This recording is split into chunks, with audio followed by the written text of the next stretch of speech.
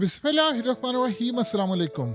ये जब से जंग छिड़ी है, ये पहला मौका ऐसा आया है कि लेबनान की जानिब से हमला किया गया है और एक ड्रोन ने इसराइल का वॉरशिप उड़ा दिया है। ये अब तक का सबसे बड़ा झटका है। पूरे इसराइल में इस वक्त 48 घंटे के लिए स्टेट ऑफ इमरजेंसी डिक्लेयर कर दी गई है। इजराइल ने तमाम मीडिया चैनल्स को रोक दिया है कि जहां जहां रॉकेट मारे जा रहे हैं, स्ट्राइक हो रहा है, किसी सूरत आपने वो विजुअल्स नहीं दिखाने, ना बताना है कि लिबनान हमारा क्या नुकसान कर रहा है, हमारी क्या तबाही हो रही है। ये अब तक की सबसे बड़ी डेवलपमेंट है क्योंकि 11 मिलिट्री बेसिस को इंक्लूडिंग मुसाद, शिनबैत और इसराइल की फोर्सेस की बुरी तरह हमला किया गया है। और इस सारी सूरत हाल में सबसे अहम बात, ये आप जरा मनाजिर देखिए, ये किस तरह, ये एक सिर्फ जगह की बात है कि घरों के शीशे टूट गए और चीजें तबाह हो रही हैं। ये सारी डेवलपमेंट्स क्या हैं ये जरा आप समझ लें। देखिए, आज जो हमला हुआ है इजरायली मीडिया के ऊपर, इससे बदतरीन सूरत हाल कभी नहीं हो सकती कि वो सच नहीं दिखा सकते। सीन ये हुआ है कि ड्रोन्स मारे गए हैं, वहां के लोगों को कहा गया कि कोई वीडियो नहीं बनाएगा, कोई सोशल मीडिया पर नहीं डालेगा। 48 घंटे के लिए पूरे इसराइल में स्टेट ऑफ इमरजेंसी डिक्लेयर कर दी गई है। यह आम रूटीन में ऐसा होता नहीं है इसराइल में, लेकिन अब हुआ है। और इस सारे सिनेरियो की वजह यह है कि इस वक्त हिजबुल्लाह ने इनके ऊपर हमले किए, इसराइल ने हमले किए और इसराइल ने कहा कि हमने जाकर वहां पर जवाबी हमला कर रहे हैं और वो वैसे भी स्ट्राइक करने के लिए जा रहे हैं। सबसे पहले आप ये देखिए कि ये एक वॉरशिप था जो यानी मिलिट्री शिप है, जो खास तौर पर इसराइल की फौज यानी उनकी नेवी वगैरह और ये बाकी सारे इस्तेमाल करते हैं। और ये अब तक का सबसे मुश्किल मरहला आया है। इसको हिट किया है, ड्रोन से किया है, मिसाइल से किया। और इस वक्त हालत ये है कि पहले इसराइल के मीडिया ने इस बारे में कंफर्म किया, हाँ जी ये बिल्कुल तबाह हुआ है, बर्बाद हुआ है। और उसके बाद उन्होंने कहा कि यानी मीडिया से खबर ही आउट होगी। यानी अजीबो गरीब सूरत हाल है कि मीडिया से खबर आउट होगी। देखिए, पहले तो ये मामला अभी तक देखने को मिला था कि आप उनकी मिलिट्री बेसिस को तबाह करते हैं, आप उनकी चीज़ों को तबाह करते हैं। अब शिप को तबाह करना शुरू कर दिया है। और गालिबन जूजू अब इसराइल ने चूंकि अपने 100 तैयारे मैदान में उतार दिए हैं, तो वो भी स्ट्राइक करने के लिए जाएंगे, उन्होंने बल्कि करना भी शुरू कर दिए हैं।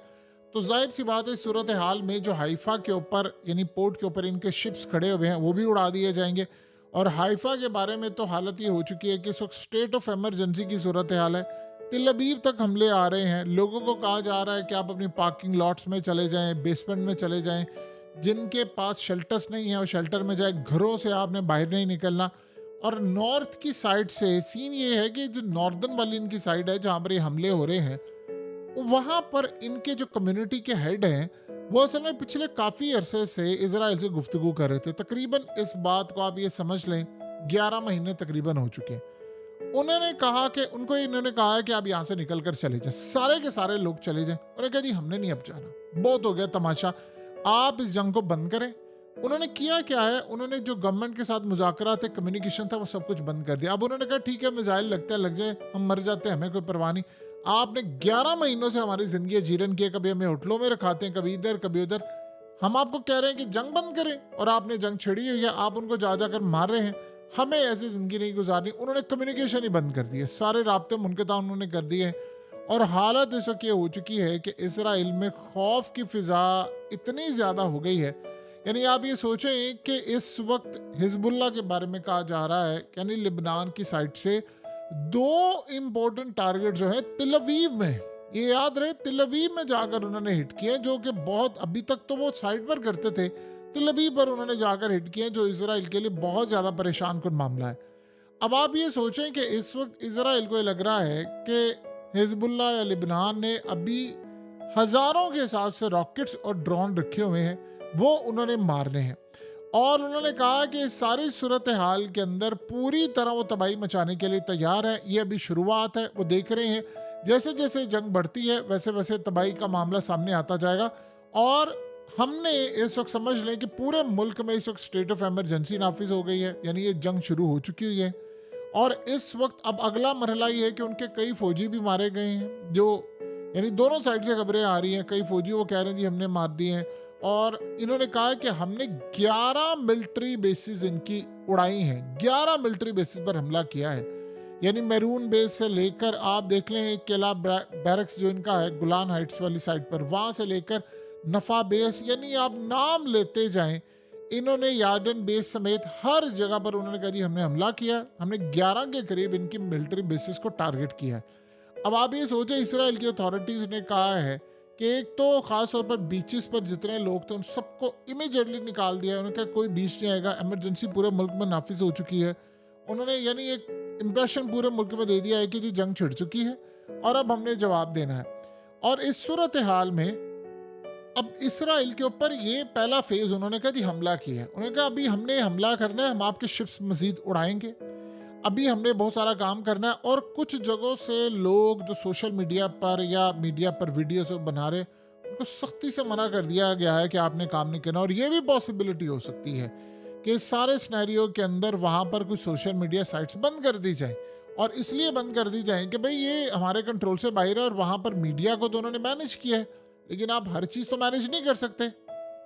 अब सीन उधर से ये हुआ है कि हमास की जानिब से कहा गया है कि जी बिल्कुल ठीक आपने किया है, और इस सारे सिनेरियो में इसराइल के हाथ यानी यहया सिनवार, उनके बारे में खबर ये आई है कि वो एक बैरक में थे, यानी पूरी तरह एक सुरंग में थे, बैरक्स टाइप है, और वहाँ पर इनको पकड़ना था लेकिन वो नहीं पकड़ पाए, यानी हमास के जो लीडर हैं वो वहाँ से बच निकले हैं। अब ये देखा जा रहा है कि क्या इसराइल के अंदर से कोई मुखबरी हुई है, उनको बताया गया है जो भी सूरत हाल है। बहरहाल हमास ने कहा है कि इस वक्त लिबनान ने जो हमला शुरू किया है, उन्होंने कहा वो बिल्कुल ठीक हमला शुरू किया है और हम इसको पूरी तरह मुकम्मल तौर पर बैक कर रहे हैं। और इस सारे सिनेरियो के अंदर जो गुफ्तगू सब कुछ है, यानी आप अंदाज़ा करें वो सारी की सारी इस वक्त ख़त्म हो चुकी है।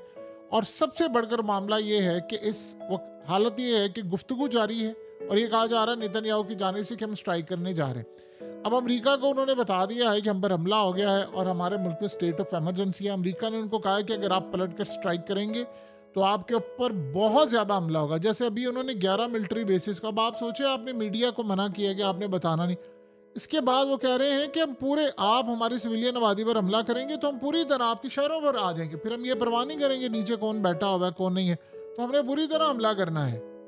अब जिस तरह असल में ये चाह रहे थे चीज़ों को मैनेज करना, वो हो नहीं पाया। नेक्स्ट सिनेरियो अब जो होने के लिए जा रहा है उसमें इसराइल की एयरफोर्स करने जा रही है स्ट्राइक, बहुत बड़ा स्ट्राइक करने जा रही है।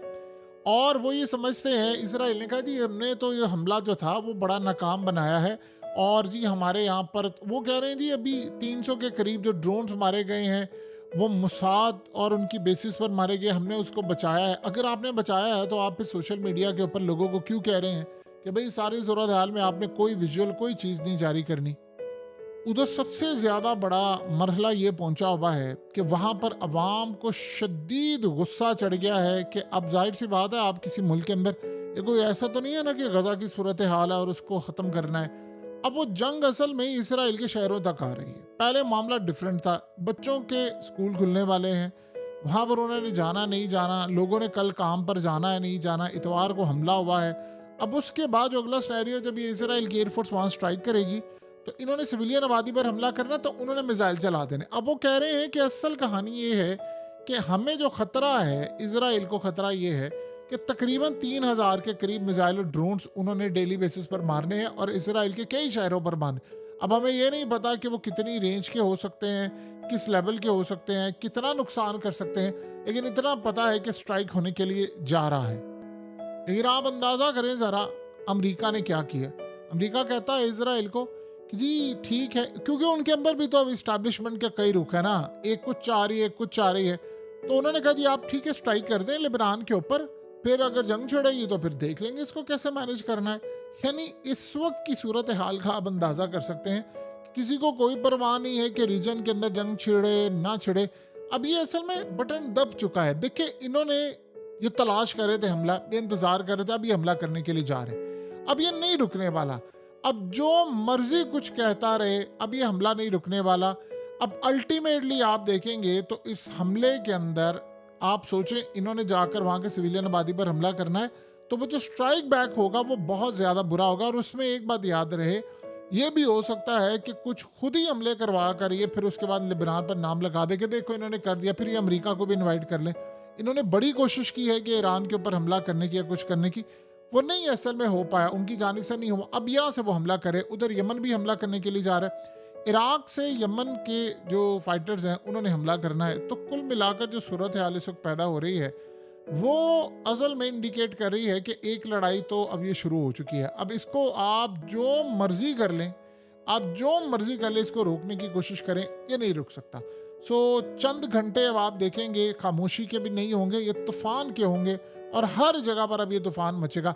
और ये आहिस्ता आहिस्ता आप देखेंगे एक मुल्क किसी लपेट में आएगा, क्योंकि इसमें फ्रांस ने कूदना है, बरतानिया ने कूदना है, अमेरिका ने, फिर वो फ्रांस को हिट करेंगे, फिर उसके बाद उनके तैयारे आ जाएंगे। यानी जो भी आप कहेंगे तो ये लड़ाई अब चलती जाएगी चलती जाएगी। और ये समझ लीजिए कि जो रीजन के अंदर जंग छिड़नी थी उसका बटन दब चुका है।